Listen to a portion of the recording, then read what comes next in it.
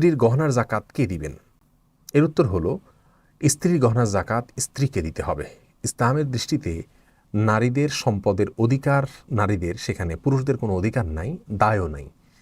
তো স্ত্রীর সম্পদের মালিক তিনি, অধিকার সম্পন্ন তার, অতএব দায়ও তার।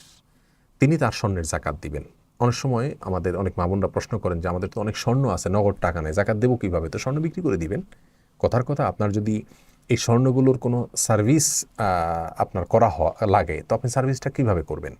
বছরে যদি একটা সময় যদি আপনার এটাকে সার্ভিস করা লাগতো, কথার কথা, তাহলে আপনি কীভাবে করতেন? স্বামীর কাছ থেকে চেয়ে নিতেন, ব্যবস্থা করতেন। তো এক্ষেত্রে আপনি স্বামীর কাছ থেকে চেয়ে নেবেন, অথবা কিছু স্বর্ণ বিক্রি করবেন, বা যেভাবে হোক আপনাকে ব্যবস্থা করতে হবে। ইসলাম মেয়েদের হাতে কোনো টাকা থাকবে না সেটা চায় না, এই জন্যই তো মোহরের ব্যবস্থা রেখেছে, এবং আরও নানা উপায়ে মেয়েদের কাছেও টাকা থাকবে, তারা তাদের টাকা থেকে জাকাত দিবেন।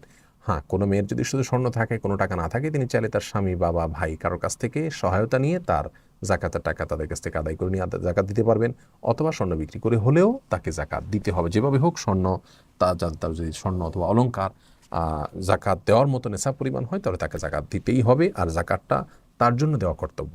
হ্যাঁ, তার পক্ষ থেকে তার স্বামী, বাবা বা অন্য কেউ আদায় করে দিলে আদায় হয়ে যাবে, তবে শর্ত হলো তাকে বলে দিতে হবে যে তোমার স্বর্ণের জাকাত বা তোমার সম্পদের জাকাত আমি দিয়ে দিলাম। এটুকু তারা অবহিত করে দিলে জাকাত আদায় হয়ে যাবে ইনশাআল্লাহ বিইذনিল্লাহ।